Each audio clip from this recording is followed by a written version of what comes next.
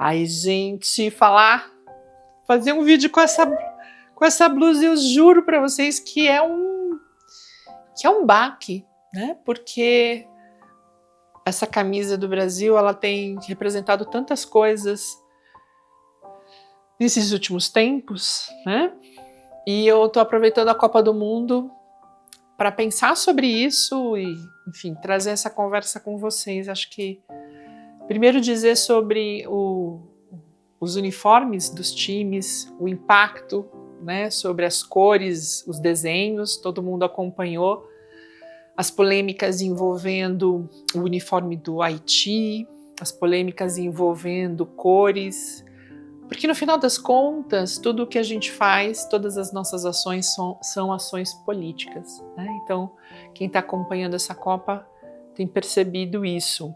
E não só uma política fora dos campos, mas principalmente quando a gente olha um time, é inegável pensar na história desse time, na história desse país, nessa representatividade e como que nós chegamos, né, nessa trajetória até então.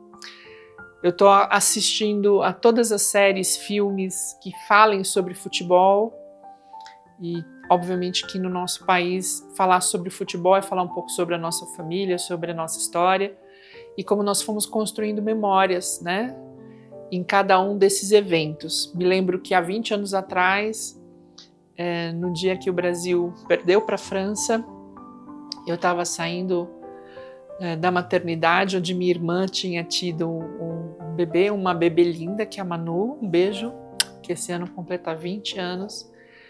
E ali a gente, né, embora soubesse, porque eu estava pegando a estrada e tinha um letreiro grande dizendo que o Brasil tinha sido desclassificado, mas no nosso coração existia uma outra chegada, uma outra vitória, que era a vitória da pequena Manu, que hoje é uma mulher forte, grandiosa e realiza muitas coisas incríveis que a gente muito se orgulha. Então, quantos jovens carregam os nomes dos jogadores, né? E quantos outros ainda carregarão? E eu não poderia falar sobre isso sem fazer menção a um jogo que eu assisti ontem, e você deve ter assistido também, que o show foi o jogo da Argentina com Cabo Verde.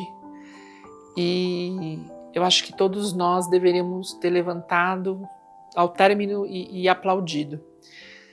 Eu tenho filosofado sobre isso e pensado que o jogo de futebol, ele pode representar uma vida, né? Na ideia de que a gente tem uma história que a gente carrega, que a nossa vida, ela conta com a ajuda de muitas outras pessoas, a gente é um time, e que existe uma hierarquia daqueles que nos orientam e que dentro desse time cada um faz o seu melhor e faz de uma forma diferente, né? Não dá para a gente achar que todos possam ocupar os mesmos espaços fazendo as mesmas coisas. Existem aptidões maiores ou menores. E ontem aquele jogo me fez pensar que não ganhar, não sair vitorioso, foi o menor dentro do jogo. Ou melhor dizendo, todos nós ontem fomos vitoriosíssimos, porque nós pudemos olhar o quanto cada jogador de cada time pode construir e superar a si mesmo e fazer o seu melhor e tentar de novo, e de novo, e de novo. Então ali foi uma ode, foi um congraçamento daquilo que os seres humanos podem fazer, né, por si e uns pelos outros. Então foi mágico, porque existe ali o imponderável das condições de cada um. Então acho que isso que é bonito do futebol. É claro que a gente está falando de um esporte que carrega pessoas inescrupulosas, marcas e empresas nefastas, produz enfim, o adoecimento de milhares de pessoas. Sim, eu não desconsidero isso.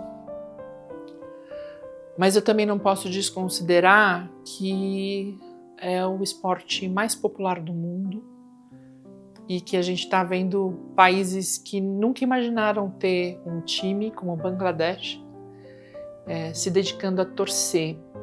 A gente torce pelo quê quando a gente torce? A gente torce por um time? A gente torce pela vitória? Acho que a gente torce pela possibilidade de transcender as limitações, as opressões, as humilhações e dar uma resposta que encanta, né? Não é o esporte da violência, é o esporte da criatividade. Não é o esporte da humilhação, é o esporte do valor e da honra das pessoas, o fair play, né? Essa representação.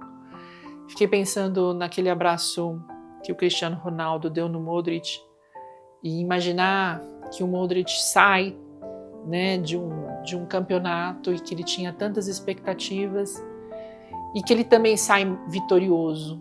Então, assim, o placar, ele é um detalhe, porque talvez daqui a pouco tempo a gente fale da Copa de 2026 e a gente não fale tanto de quem ganhou, mas a gente fale daquele jogo que foi surpreendente. Então, a vitória pode ser essa memória.